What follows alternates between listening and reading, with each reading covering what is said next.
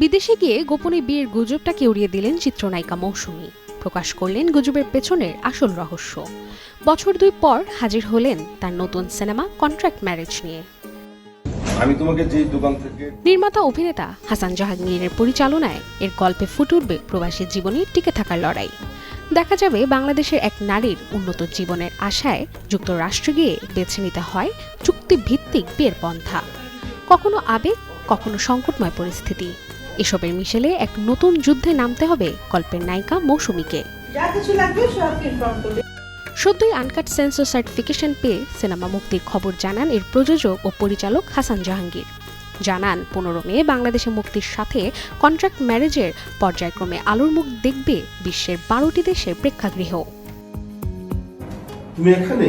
এই পর্যন্ত খবরটা ভালো হলেও কন্ট্রাক্ট ম্যারেজ ছবিটি নিয়ে উঠে এসেছে অন্য বিতর্ক। চিত্রনায়িকা মৌসুমী সরাসরি এই বিষয়ে কিছু না জানালেও মুখ খুলেছেন তার স্বামী চিত্রনায়ক ওমর সানি।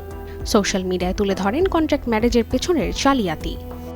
ছবি করি না, সেখানে এরকম একটা গল্প দিয়ে আমাকে হুট করে একটা সিনেমার মধ্যে, সিনেমার আদ্যপন্ত কোনো কিছু আমি জানি না, সেখানে কোথায় আমাকে কাটপিসের মতন ব্যবহার করা হচ্ছে, এটাও ঠিক না। কিন্তু এটা আমি আশা করিনি, আসলে এটা হাসান জাহাঙ্গীরের কাছে আশা করিনি। প্রিয়দর্শিনীর মতে হাসান জাহাঙ্গীরের বিশেষ অনুরোধে একটি ছোট্ট গল্পে 1 ঘন্টার নাটকের কাজ শুরু করেছিলেন তিনি। পরবর্তীতে ব্যবসায়িক স্বার্থে সেই নাটক নাকি বানানো হয় টেলিফিল্মে। এরপর অতিরিক্ত শুটিংয়ের কাজও করেন, তবে পাননি ন্যায্য পারিশ্রমিক।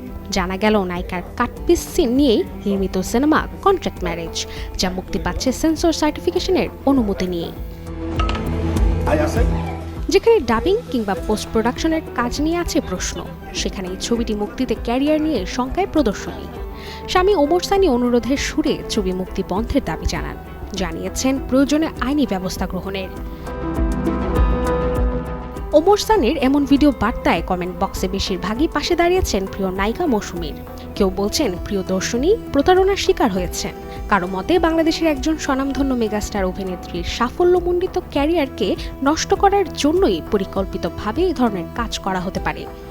মৌসুমী ভক্তরাও চাইছেন না প্রিয় নায়িকার অসম্মান।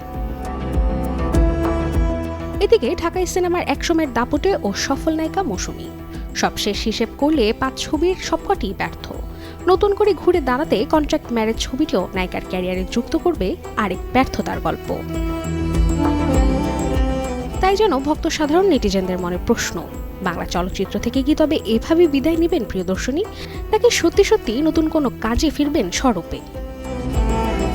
Desk report, channel 24।